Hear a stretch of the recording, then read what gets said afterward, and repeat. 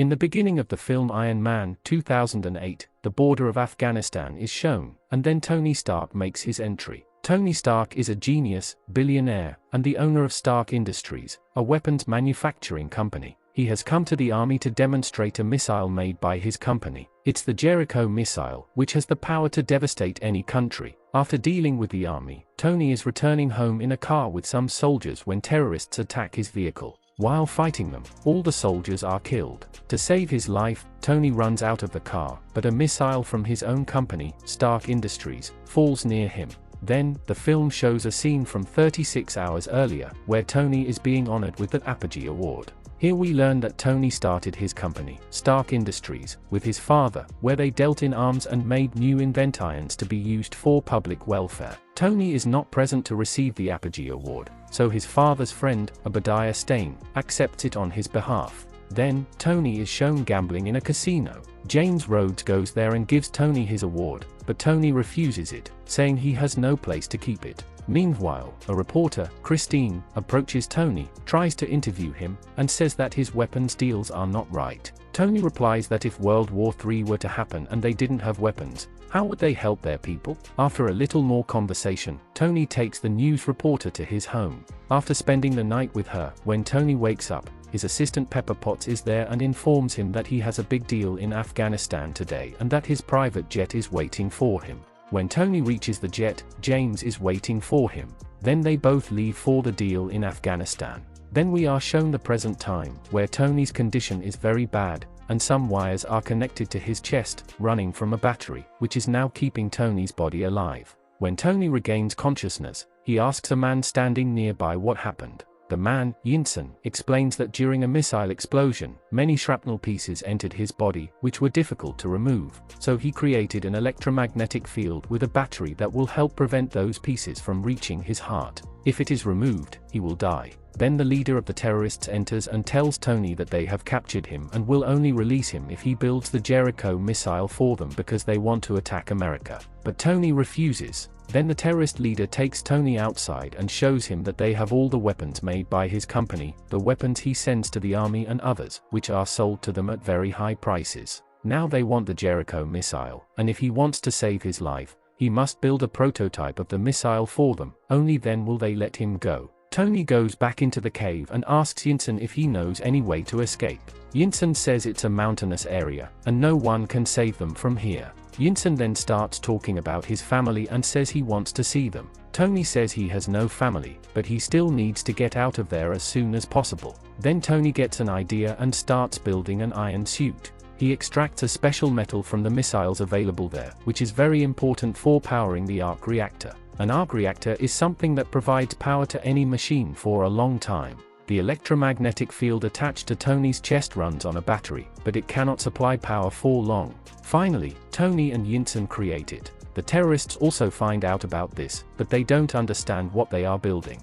Then Tony shows Yinsen a blueprint of the suit and says their goal is to give the suit full power. Then they both build the suit, but by then, the terrorists find out and come to stop them. Yinsen confronts them and attacks the terrorists, giving Tony time to prepare the suit. After a lot of struggle, the terrorists shoot and injure Yinsen. Seeing this, Tony is very sad. Then, in anger, Tony kills all the terrorists and goes outside the cave. He burns all the Stark Industries weapons lying there and escapes, collapsing in a desert. Then Tony's suit, which he named Mark I, breaks, and Tony starts moving forward from there. Just then, James's team rescues Tony and takes him to California. As soon as he arrives, Tony tells his bodyguard, Happy, to quickly arrange a press conference. As soon as Tony arrives at the press conference, his father's friend and partner, Stane, welcomes him. Then the media asks Tony about the incident in Afghanistan. Tony reveals that the terrorists directly attacked him in Afghanistan with weapons made by his own company. Furthermore, Tony Stark announces that he is going to stop the arms dealing business in his Stark Industries. The company will not make any more weapons.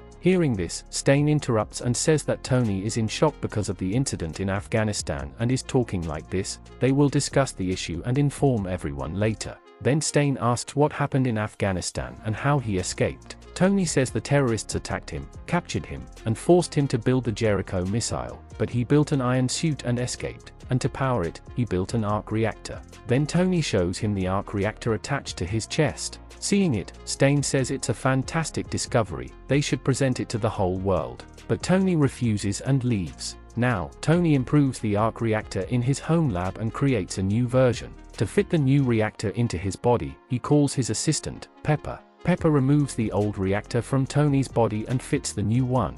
Then we see that the terrorists find Tony's Mark I iron suit in the desert, and they collect all its pieces one by one. Meanwhile, Tony starts working on a new suit in his lab and names it Mark II. We see Tony preparing the Mark II suit and testing it by flying from his house into the sky. Because Tony wants to test the Mark II's capacity, he tells his AI Jarvis to set the suit to full power so he can go to the maximum altitude. When Tony reaches 80,000 feet in the iron suit, ice starts forming on his suit, and its system fails, causing him to fall towards the ground. But as he comes back towards the ground, the ice slowly melts away, and the suit starts again. After testing the Mark II, Tony returns home, where he finds a gift wrapped by Pepper. In the box was his old arc reactor. Seeing this, Tony is very happy. After testing his new iron suit, Tony realizes that the Mark II suit has the problem of ice forming at high altitudes, and he needs to make some changes to the suit's build design. Just then, Tony finds out from TV news that Stane has organized a big party and hasn't invited him. Seeing this, Tony goes straight to the party. He meets Pepper at the party, and they spend quality time together. While having a drink, Tony meets Christine, who shows him some pictures and tells him that he had sold the Jericho missile in Afghanistan, and now many similar missiles have been seen in the Gumra village in Afghanistan. This makes Tony very angry, and he directly suspects Stane. When Tony asks him why he did this, Stane says, "It's business." Tony gets very angry hearing this. After returning home, Tony finds out that in Gumra village, Afghanistan, men are being gathered, and along with them, women and children are being killed. This makes Tony even angrier, and he starts updating his suit with new technology, making it even more advanced. After building his new iron suit, Tony leaves for Gumra village in Afghanistan. Upon arriving, he defeats all the terrorists and destroys the Stark Industries weapon stored there. The American Edwards Air Force finds out about this destruction and tries to find out which plane caused it. Their investigation reveals it's a small plane, after which they send their fighter jets after it. Meanwhile, Tony Stark calls his friend Colonel James Rhodes and says, "The thing you think is a plane and are sending fighter jets after is not a plane, it's me." Tony Stark also tells him to call off his jets and let him go. James keeps this information secret and tells his men that it's a fight between two enemies and they should return to base camp. The fighter jets cannot defeat Tony anyway and leave. When the media asks James about the destruction in Afghanistan, he tells them that there was a fight between two enemies there. After this news reaches Stane, he feels as if an enemy has prepared to fight him. Then he directly meets with the Ten Rings terrorist organization and asks who did all this. The leader of the terrorists tells him that it was all Tony Stark's doing because he has an iron suit with which he caused this destruction, and he won't spare Stane either. But he has a way to get rid of him. They have Tony's old iron suit, Mark I, and if Stane pays him a hefty sum, he can give him its design. But Stane betrays the Ten Rings leader, destroys their area, and takes the Mark I suit with him. On the other hand, Tony finds out that Stane is behind all these terrorist activities. After this, he asks his assistant Pepper to extract some important information from Stane's computer because if Stane has any confidential company information, he could profit by selling it to terrorists. Then Pepper goes to Stane's computer, where, while transferring files, she sees a video revealing that Stane was behind the terrorist attack on Tony Stark. Pepper is about to leave with all the information when Stane arrives there. Pepper somehow escapes from Stane and leaves, but after checking the computer, Stane finds out that Pepper has taken all the confidential information. Then we see Agent Coulson of S.H.I.E.L.D., who tells Pepper that they want to meet Tony Stark. They need an appointment, so can she help them? Since Pepper knew Stane was after her at that time, she takes Coulson's help. On the other hand, Stane is very scared because he knew that Tony had discovered the truth about him and could come to him at any time. Now we see Stane going straight to Tony Stark's house and, using a special weapon, paralyzes Tony as a warning. Then he removes the arc reactor from Tony's chest and takes it away. Because the reactor is removed, Tony's heartbeat slowly starts to stop, but he somehow manages to go to his lab and attach the old arc reactor that Pepper had given him. Then Tony puts on his new iron suit and goes to confront Stane. Meanwhile, Stane fits Tony's arc reactor into his own large iron suit. Tony reaches the lab to stop Stane, and a big fight breaks out between them. But while fighting, Tony realizes that Stane's new suit is much more powerful than his, and he won't be able to defeat him easily. Then Tony remembers that at high altitudes, ice forms on the suit, and Tony leads Stane into the sky. Chasing Tony, Stane reaches an altitude of 91,000 feet, resulting in ice forming on his suit, and he slowly starts to fall. Seeing this, Tony also slowly descends, but upon reaching the ground, Stane's suit starts again, and their fight resumes.